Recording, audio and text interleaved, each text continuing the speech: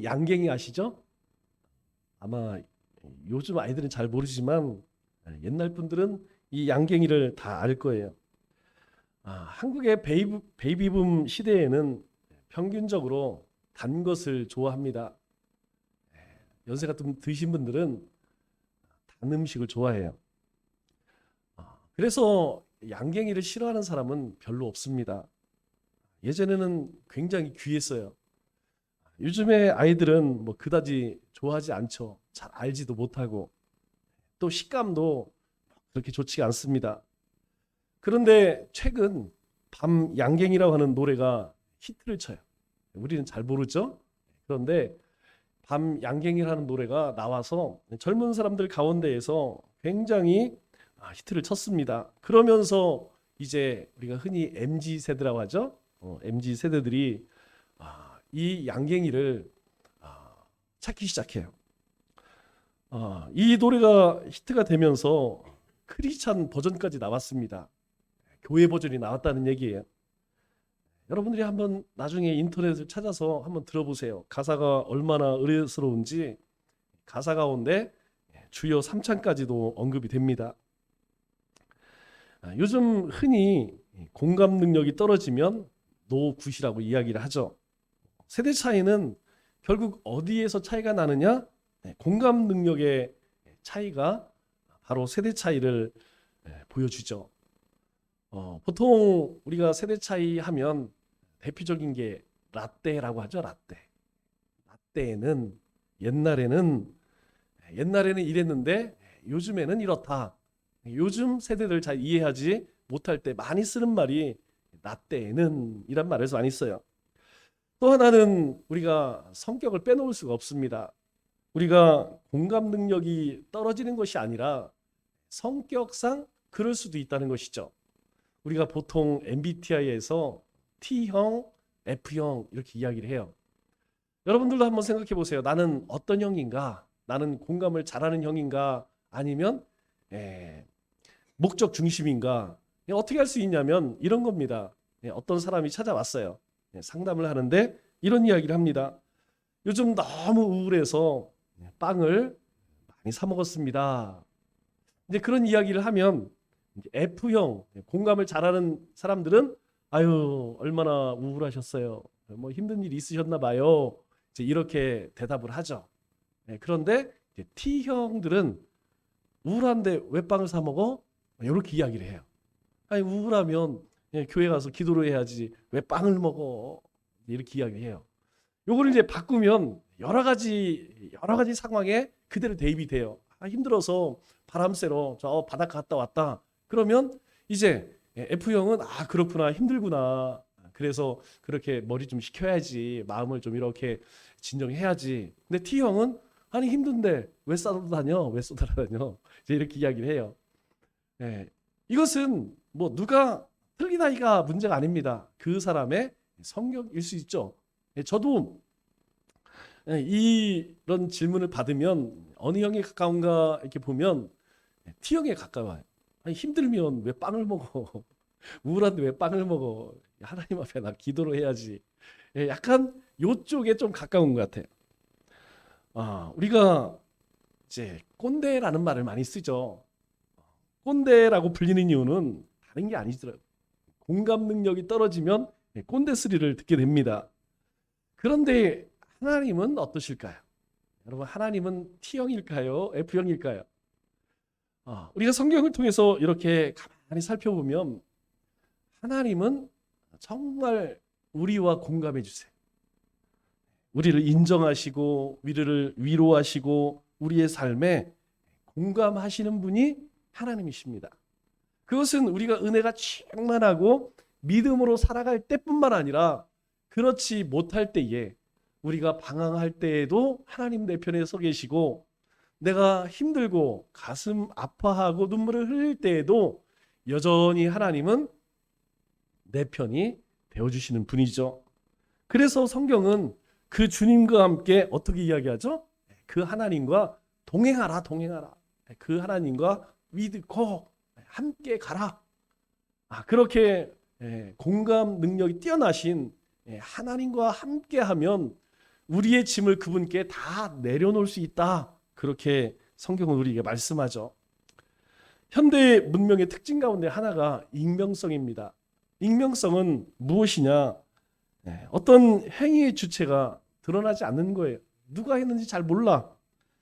그래서 이것을 악용하는 사람들이 늘어남에 따라서 불특정인에 대한 윤리가 어느 때보다 크게 문제가 되죠. 그런 의미에서 우리가 불특정인을 칭찬하는 것에 대해서 한 번쯤은 생각해 볼 필요가 있습니다. 우리 집 애가 평소에는 웬만하면 하지 않죠. 집에 스스로 시키지도 않았는데 신발 정리를 한다든가 청소를 한다든가 화장실 청소를 한다든가 이런 일은 극히 드문 일입니다. 그런데 어쩌다가 신발 정리를 한다든가 청소를 한다든가 화장실을 청소한다든가 그럴 때가 있어요. 별것 아니지만 여러분 굉장히 그런 모습을 보면 기분이 좋습니다. 기분이 좋게 하는 일이죠. 그렇게 청소한 사람이 누구인지 알면서도 누가 이렇게 신발 정리를 잘했지? 누가 이렇게 화장실 청소를 깨끗이 했지? 이렇게 칭찬을 하면 우리의 얼굴에 미소가 가득하죠. 말은 안 해도 칭찬받은 것이 아주 기분이 좋은 것이죠. 우리 아들 이렇게 신발 정리를 했네? 이렇게 하는 것보다 지칭하지 않고 누가 이렇게 신발을 정리를 잘했어? 누가 이렇게 청소를 잘했어? 이렇게 칭찬하는 것도 사람을 참 즐겁게 합니다. 우리가 대상을 앞에 두고 칭찬하는 것보다 때로는 모른 척 칭찬해 주는 것이 훨씬 더 효과적일 때가 있죠. 정말 대상이 누군지 모르고 칭찬을 해도 칭찬의 대상이 들으면 기분이 아주 좋습니다. 어떤 경우든 칭찬은 사람을 기분 좋게 하는 묘약이라는 것이죠. 성경에 보면 이 칭찬 주인공이 예수님인 줄 모르고 예수님이 행하신 일을 두고 칭찬을 아끼지 않은 사람이 있어요. 그 사람이 누구냐면 오늘 본문에 나오는 이스라엘의 가나라고 하는 동네에서 혼인잔치가 열렸는데 그 잔치집의 책임을 맡은 사람이 바로 그런 사람이라는 것이죠. 이스라엘에서 혼인을 하면 우리처럼 30분 안에 끝나지 않습니다. 보통 3일 정도 친지와 이웃을 불러서 잔치를 벌이죠. 3일 동안 잔치를 벌이게 되면 우리는 다 그렇게 생각합니다. 아이고 얼마나 힘들까. 즐겁고를 떠나서 3일 잔치를 해? 3일 혼인식을 해? 아이고 우리 주부들은 죽었다. 이 생각이 들죠? 그뿐만이 아닙니다. 얼마나 많은 사람들이 오랫동안 있겠어요. 그러니 경제적으로도 부담이 만만치 않겠죠. 그런데 또 한편으로는 굉장히 부럽습니다. 완전 잔치죠. 글자 그대로 잔치죠. 사실 예전에 우리 시골도 아니어도 예전에 우리 결혼식, 장례식은 약간 그랬어요. 우리 결혼식을 해도 그냥 요즘처럼 1시간 안에 그렇게 끝나지 않죠. 잔치를 하면 그 전날, 전전날부터 동네 아줌마들이 와서 음식을 만들고 동네 사람들 다 와서 아침부터 저녁까지 그렇게 축하해주는 모습을 보게 됩니다. 그런데 문제는 이렇게 사흘 동안 잔치를 하면서 잔치가 끝날 때까지 술과 음식이 떨어져서는 안 된다는 것이죠. 요즘에야 음식이 떨어지든 술이 떨어지든 마트에 가서 손쉽게 구입할 수 있었지만 당시에는 아주 심각한 문제였습니다. 아니나 다를까 이 가나 혼인잔치집에 염려하던 문제가 현실로 찾아왔습니다. 포도주가 떨어져 버린 것이죠. 포도주는 발효 음료이기 때문에 금방 만들어낼 수 있는 게 아니에요. 그렇다고 지금처럼 마트가 있어서 금방 어디 가서 사올 수 있는 것도 아니죠. 이 가나의 혼인잔치집이 큰 위기에 직면을 하게 됐습니다.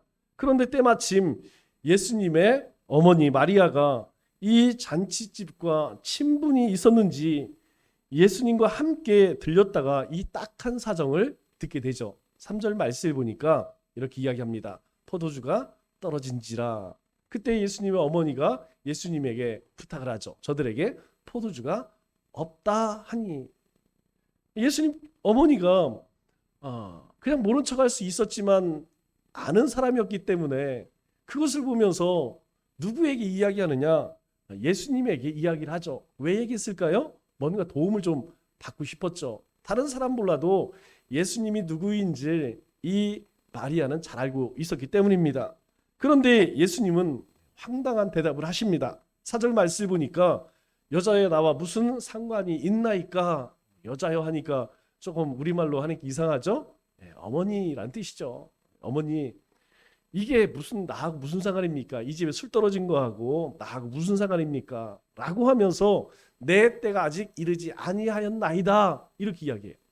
내 때, 즉 하나님의 아들로서 이 땅에 오신 그 목적을 드러낼 때가 아직 안 됐습니다.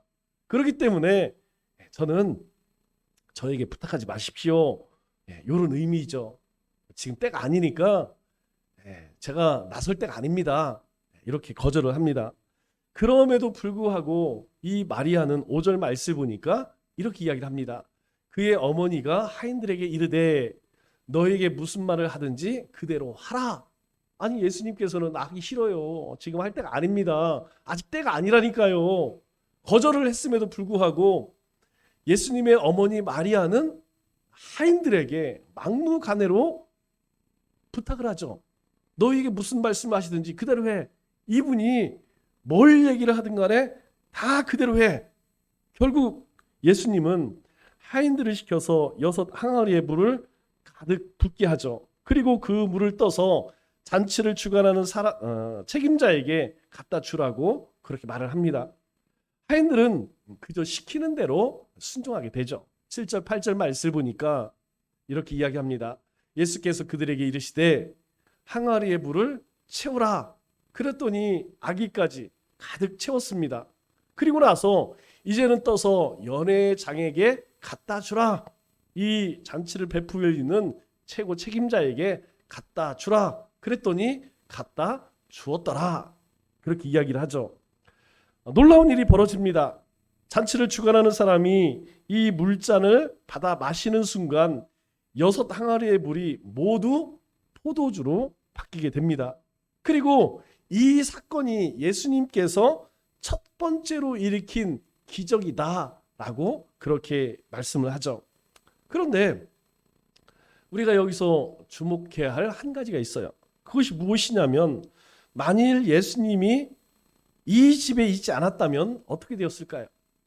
만일 마리아가 이 집에 오지 않았다면 어떤 일이 벌어졌을까요? 아마 혼인잔치집은 칭찬 대신 비난을 면치 못했을 것입니다. 그리고 그 비난은 오랫동안 그 동네 사람들의 입에 계속해서 오르락내리락 했겠죠. 여러분 좋은 이야기가 나오겠습니까? 아들을 장가 보내면서 음식도 제대로 준비하지 않아서 사람들이 다 부족하고 그 집 못 써. 잔치를 어떻게 이렇게 준비를 했대. 사람들이 아마 결혼식 이야기만 나오면 입방아를 쳤을 거예요. 그러면 그 이야기를 듣는 그 잔치집의 주인들은 그 이야기가 들을 때마다 괴로운 거죠. 엊그저께 큐티를 하다 보니까 아람 나라 군대 장관 나아만에 대한 이야기가 나와요. 여러분 나아만은 이렇게 이야기를 합니다. 큰 용사 그리고 존귀한 사람이었다라고 이야기합니다. 이 아람 나라를 구해낸 국민 영웅이었다는 것이죠. 그런데 문제는 그가 문둥병 걸렸어요. 나병 걸렸어요. 아니 존귀하면 무슨 소용이 있겠습니까? 큰 용사면 무슨 소용이 있겠어요? 나병 환자입니다. 눈과 코와 손발이 다 녹아져 내리는 불치병에 걸렸어요. 그런데 이 나아만 장군에게는 누가 있었느냐? 저 이스라엘에서 포로를 잡아온 어린 소녀가 있었어요. 그 소녀가 이야기합니다. 우리나라에는 무엇이든지 하나님의 능력을 행하는 굉장한 선지자가 있는데 그 선지자 앞에만 가면 그 문둥병이 남을 입을 고침을 받을 수 있는데 결국 그 이야기를 듣고 가서 고침받죠. 이 나아만 장군에게 있어서 가장 귀인은 누구냐? 바로 어린 소녀였습니다. 이름도 없어요. 그냥 포로로 끌려온 어린 소녀. 그런데 하나님은 그 소녀를 통하여서 나아만 장군을 고치고 나아만 장군을 통하여서 아람 나라 가운데 참신이 누구냐라는 것을 증거하십니다. 만일 이 잔치집에 예수님이 오시지 않았다면, 마리아가 오지 않았다면 예수님과 예수님의 어머니는 이 잔치집에 정말 은인이죠. 그렇다면 우리는 어떤 존재일까요? 하나님께서는 우리도 마찬가지로 이 세상 가운데에 축복의 통로로, 복의 근원으로 부르셨다는 거예요. 우리가 가는 곳마다 오늘 이 가나 혼인잔치집에서 일어났던 이 놀라운 일들을 하나님께서는 우리를 통해서 행하시겠다고 말씀합니다. 하나님이 아브라함을 부르실 때 이 말씀이죠. 복이 될지라. 내 자체가 복이라는 거예요. 복덩이라는 거예요. 우리가 그런 존재입니다. 우리는 어디에 가서든지 문제 일으키는 트러블 메이커가 아니라는 거예요. 하나님께서 우리를 부르실 때에 너는 복의 근원이 될지라, 너는 축복의 통로이다, 그렇게 말씀하시죠. 왜 그렇습니까? 우리에게 어떤 신비한 능력이 있어서 그런가요? 아닙니다. 우리 안에 길이요 진리요 생명이신 주님이 함께 하시기 때문에 바로 우리가 복된 사람이라는 거예요. 그래서 우리는 어느 곳에 가든지 사람을 살리고 영혼을 구원해 낼 수 있는 능력이 우리 안에 있다는 것입니다. 그래서 우리는 가는 곳마다 축복의 통로가 되어야 한다는 거예요. 그런데 이 잔치를 맡은 사람은 신랑을 불러서 이렇게 이야기를 합니다. 10절 말씀을 보니까 10절 말씀에 이렇게 이야기를 하죠.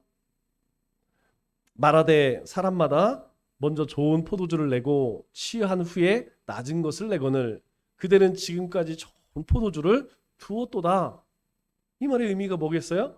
처음에는 좋은 것으로 그렇게 대접하다가 이제 얼큰하게 채면 그때에는 별로 질이 떨어지는 그런 싼 것을 내놓는데, 이 집은 처음이나 지금이나 다 정말 좋은 포도주를 계속 내는구나. 지금 누구를 칭찬해요?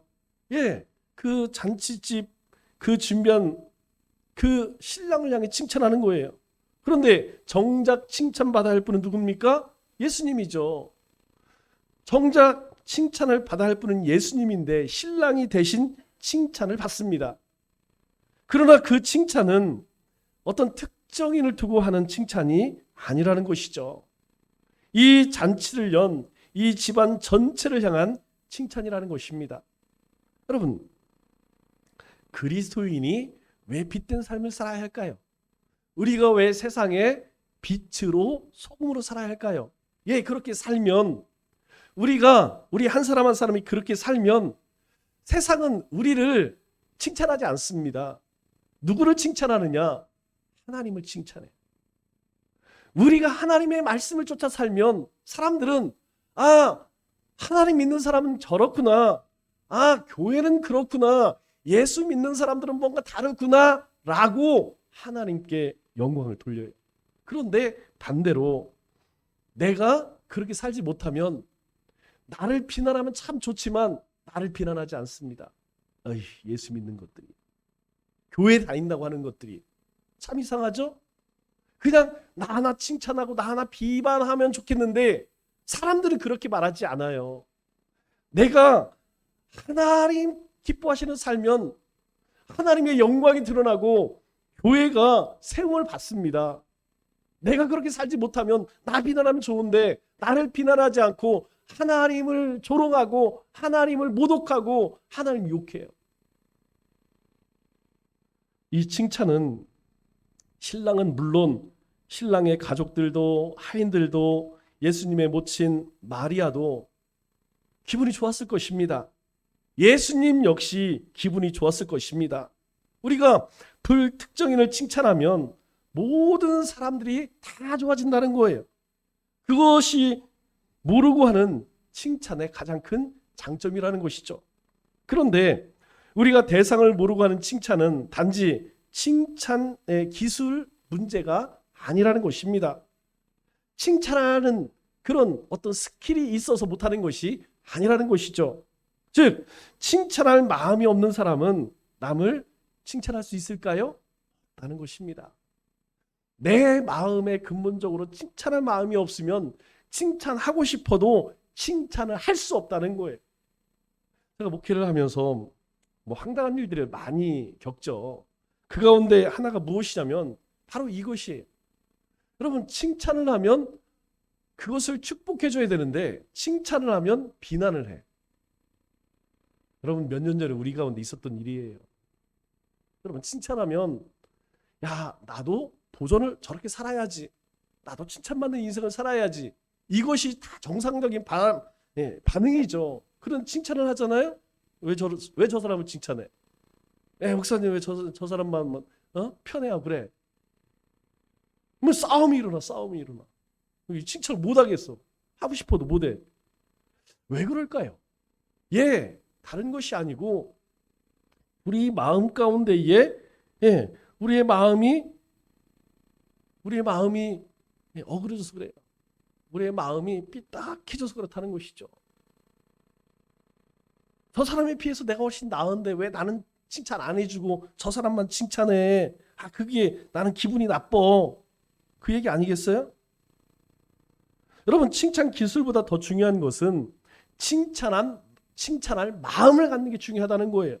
특히 이 칭찬이 습관화되지 않은 사람은 대상을 모르는 칭찬은 전혀 할 수가 없죠.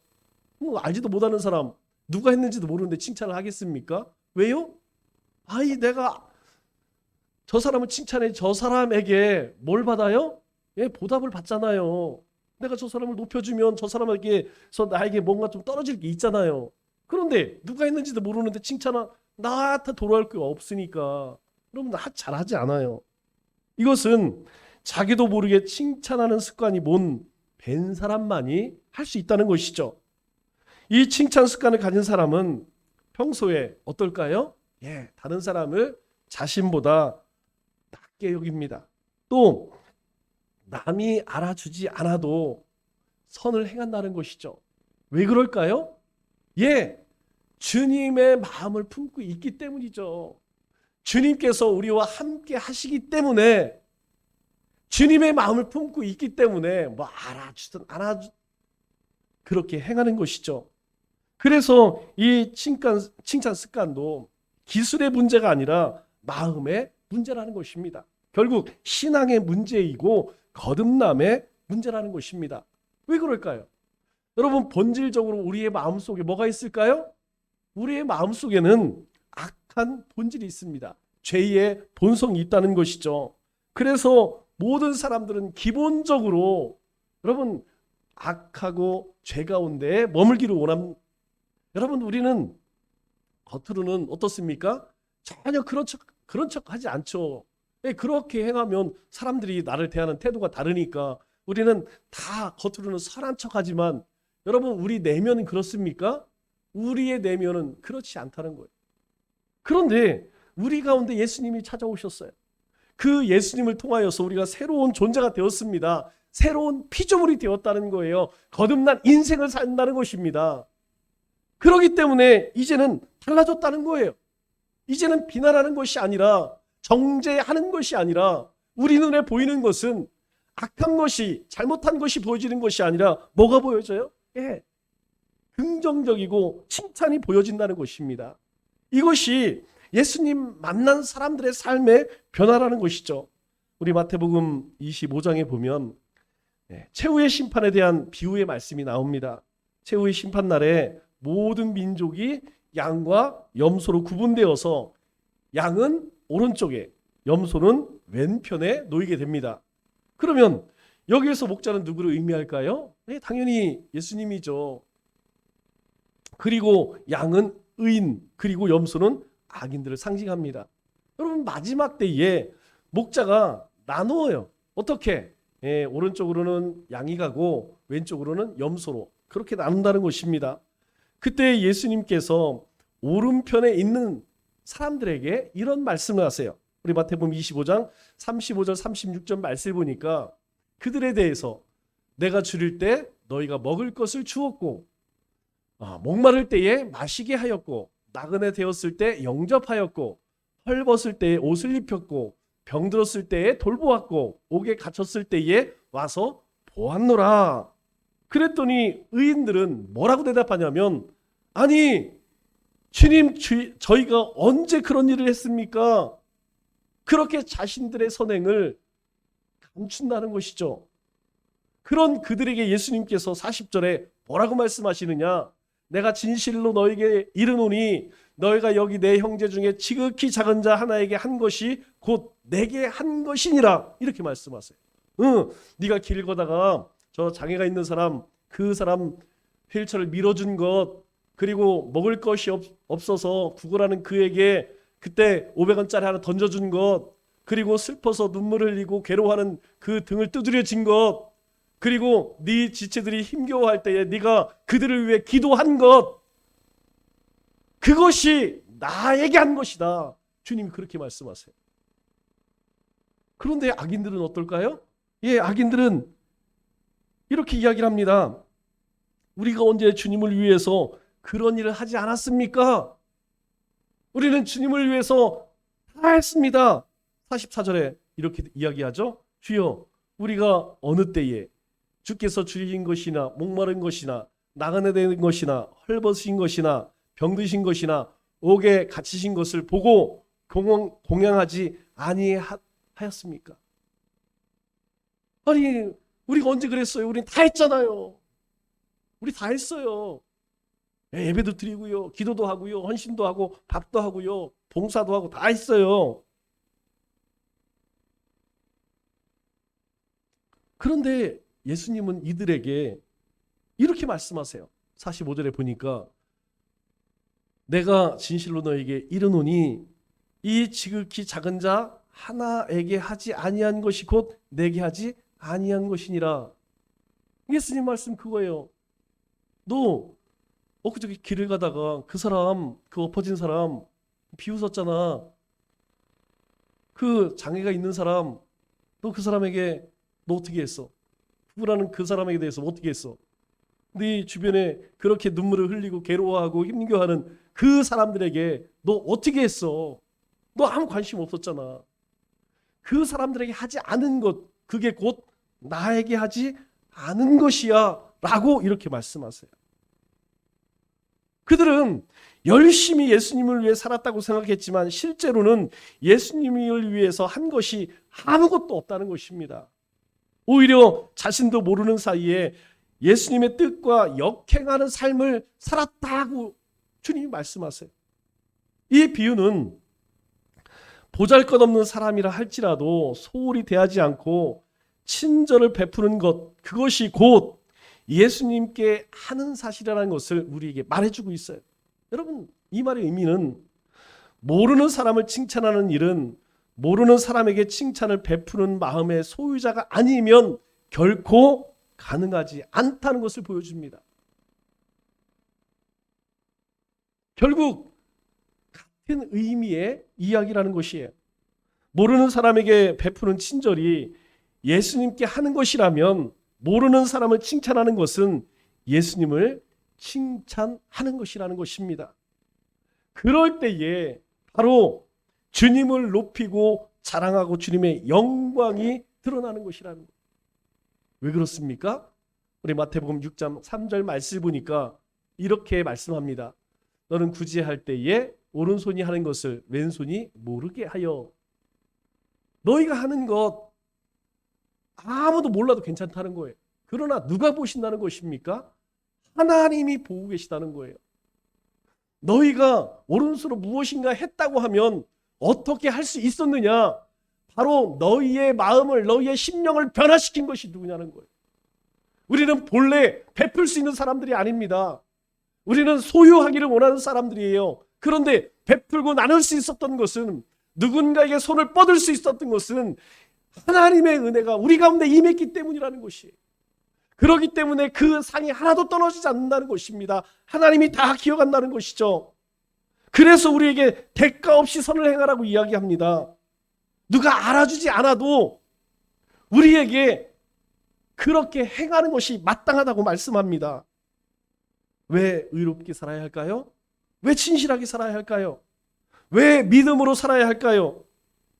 그럴 때 교회가 세상 사람부터 인정을 받는 것입니다. 그럴 때 주님이 칭찬을 받으시는 것입니다. 그럴 때 하나님의 나라가 우리 가운데 임하는 것입니다. 말씀을 맺겠습니다. 우리는 아는 사람뿐만 아니라 불특정 다수에게 복음을 전하죠. 왜냐하면 하나님께서는 그들도 불쌍히 여기세요. 우리만 불쌍히 여기시는 것이 아니고 모든 사람들을 하나님께서는 긍휼히 여기신다는 것이죠.